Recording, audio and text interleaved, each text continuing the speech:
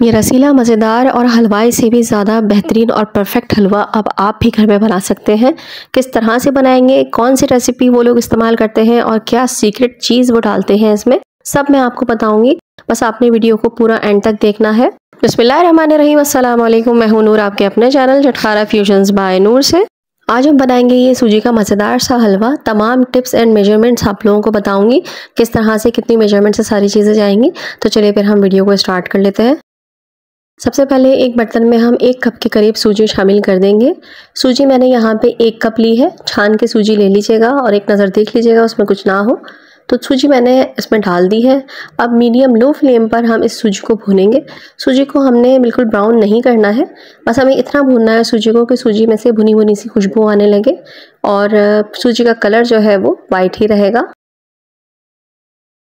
सूजी को 5 से 7 मिनट भूनने के बाद अब यहाँ पे बारी आ जाती है उस सीक्रेट इंग्रेडिएंट की, जो कि जाएगा इसमें, जिससे बहुत ही मलाईदार और क्रीमी सा हमारा हलवा बनके रेडी होगा।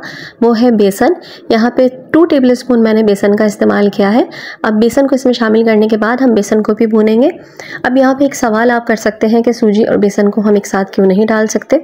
तो सूजी भुनने में ज़्यादा टाइम लगती है, जबकि बेसन इतना टाइम नहीं लेता, क्योंकि सूजी होती है दानेदार। इसलिए सूजी को हमने पहले डाला और पहले उसकी बुनाई की। इसके बाद हमने बेसन को इसमें शामिल किया है। अब सूजी और बेसन को हम दोबारा से भूनेंगे तकरीबन 5 से 10 मिनट के लिए।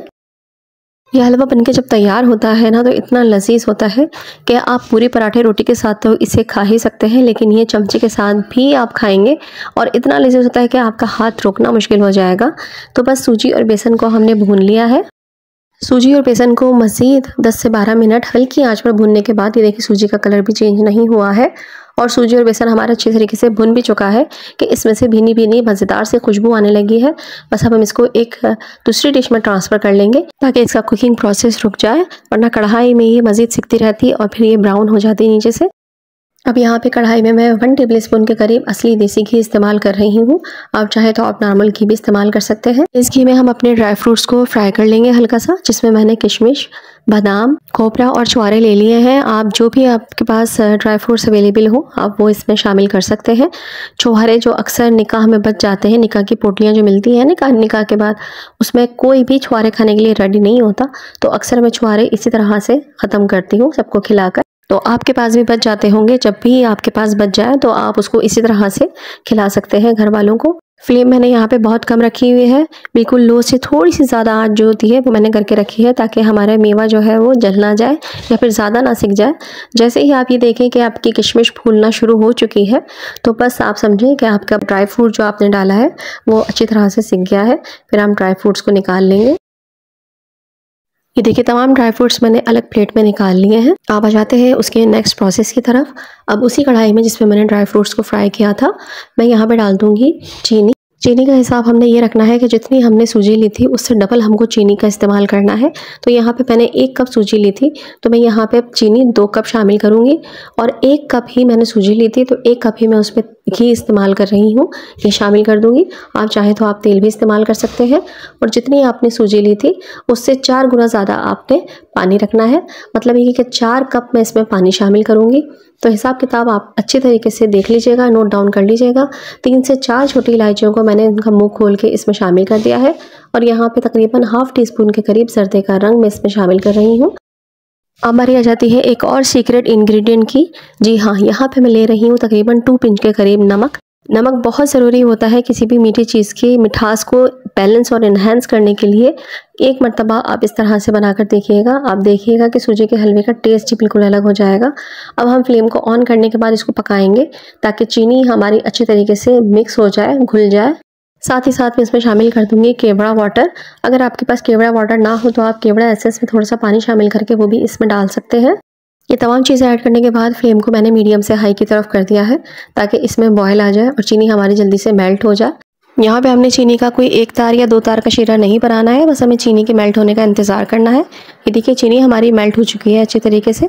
अब जो सूजी और बेसन हमने भून के रखा था वो तमाम मैं इसमें शामिल कर दूँगी और इसको स्पैचुला से हम इस तरह से मिक्स करना शुरू कर देंगे। घबराने की कोई बात नहीं है, जितनी भी आप लोगों को गुठलियाँ नज़र आ रही हैं, लम्स नज़र आ रहे हैं, ये थोड़ी देर बाद डिसअपीयर हो जाएंगे। बस आपने कंटिन्यूसली स्पैचुला या स्पून चलाते रहना है। और फ्लेम को मैंने यहाँ पे कोई कम ज़्यादा नहीं किया है, फ्लेम जितनी उस वक्त थी उतनी ही फ्लेम इस वक्त है। बस आपने चमचा चलाते रहना है। ये देखिए तमाम गुठलियाँ डिसअपेयर हो चुकी हैं और थोड़ा सा पानी का लेवल भी आप देख रहे होंगे कि कम हो चुका है और बबल्स आने लगे हैं। बस इस कंडीशन में हमने इसको कवर कर देना है और फिर हमें आँच को बिल्कुल धीमा कर देना है, जैसे दम की आँच होती है। 10 मिनट के लिए हम इसको दम पे रख देंगे। ये देखिए 10 मिनट हो चुके हैं। 10 मिनट के बाद हम चेक कर लेते हैं। माशाल्लाह माशाल्लाह अल्हम्दुलिल्लाह, हलवा हमारा बहुत ही ज़बरदस्त बनके रेडी हो चुका है। लेकिन देखिए जितना घी हमने डाला था वो तमाम घी ऊपर आ चुका है। अब आपने क्या करना है कि इस घी को ख़त्म करने के लिए आपने इसमें अच्छी तरीके से चमचा चलाना है। इस तरह से देखिएगा, आप जैसे जैसे चमचा चलाते जाएंगे घी जो है वो सूजी के हलवे के साथ बिल्कुल जज्ब होता चला जाएगा और घी फिर ऊपर की तरफ तैरता हुआ नज़र नहीं आएगा। इसी के साथ साथ जो हमने ड्राई फ्रूट्स फ्राई करके रखे थे वो हम इसमें शामिल कर देंगे। थोड़े से मैंने ऊपर से गार्निशिंग के लिए बचा लिए हैं। तमाम ड्राई फ्रूट्स को शामिल करने के बाद अब इस तरह से हम स्पैचुला हलवे में चलाते जाएंगे ताकि घी इसमें एब्जॉर्ब हो जाए। अच्छा, आप अगर घी को एब्जॉर्ब नहीं करना चाहते तो आप घी को निकाल भी सकते हैं। इसी स्टेज पर जब घी ऊपर तैर रहा था उस वक्त आप घी को अलग से निकाल लीजिए और थोड़ा सा घी छोड़कर उसको आप इसमें मिक्स कर लीजिए।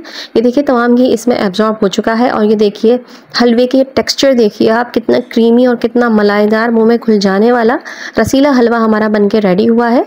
एक बार आप इस हलवे को बना के घर में ट्राई करेंगे ना तो आप बाहर से हलवा लेना भूल जाएंगे। और बाहर से हलवा लेना बहुत महंगा भी पड़ता है। आपने देखा होगा हलवा पूरी के साथ जो हलवा मिलता है वो थोड़ा सा ही मिलता है, बल्कि उसको अगर ख़रीदना चाहे तो फिर वो एक्स्ट्रा हलवा देते हैं और वो कितना एक्सपेंसिव पड़ता है ये आपको पता है, आप भी जानते हैं। जब आप घर में इस तरह से हलवा बनाएंगे तो जी भर के रज के हलवा खाएंगे और इतना मज़े का हलवा कि आपका हाथ रोकना मुश्किल हो जाएगा। ये देखिए कितना ज़बरदस्त हलवा बन के रेडी हुआ है। आपका हलवा भी बिल्कुल ऐसे ही बनेगा अगर आपने बिल्कुल मेजरमेंट को इसी तरह से फॉलो किया और तमाम टिप्स को इसी तरह से फॉलो किया तो। सो फ्रेंड्स, उम्मीद करती हूँ कि आपको मेरी ये वीडियो आज की बहुत करामद और बहुत अच्छी लगी होगी। अगर अच्छी लगी है तो एक लाइक कर दीजिएगा और अगर आप मेरे चैनल पर नए हैं और मेरे चैनल को आप फर्स्ट टाइम वॉच कर रहे हैं और मेरी वीडियो को फर्स्ट टाइम वॉच कर रहे हैं तो मेरे चैनल की बाकी वीडियोज़ भी देखें। अगर आपको अच्छा लगता है तो मेरे चैनल को सब्सक्राइब भी कर लीजिएगा, बेल का आइकन लास्ट भी प्रेस कर दीजिएगा। इससे ये होगा कि हर न्यू आने वाली वीडियो का नोटिफिकेशन आप लोगों को मिल जाया करेगा। अब आप इस हलवे के साथ पूरियाँ भी बना सकते हैं। ये हलवा तो सिर्फ रोटी के साथ भी बहुत मज़े का लगता है, लेकिन आप चाहें तो आप पराठे भी बना सकते हैं। जिस तरह से चाहें आप इस हलवे को खा सकते हैं या फिर स्पून की मदद से ही ऐसे ही हलवे को एंजॉय कर सकते हैं। तो चलिए फिर इंशाल्लाह ताला आपसे फिर मिलेंगे। और हाँ, आप मुझे मेरे फेसबुक पेज, इंस्टाग्राम और टिकटॉक पर भी मुझे फॉलो कर सकते हैं। वहाँ पे भी आपको मेरी ये रेसिपीज़ मिलती रहेंगी, वहाँ पे भी अपलोड करती रहती हूँ मैं। तो चलिए फिर इंशाल्लाह ताला आऊँगी फिर अच्छी और यूनिक सी रेसिपीज़ लेकर। जब तक के लिए नूर को अपनी दुआओं में ज़रूर याद रखिएगा। अल्लाह ताला हम सब के रिस्क में बरकत अता फरमाए, हम सबको नेक रास्ते पर चलने की और नेकियां करने की तौफीक अता फरमाए। आमीन सुम्मा आमीन। तो चलिए फिर इजाज़त दीजिए। अल्लाह हाफिज़, अल्लाह निगहबान।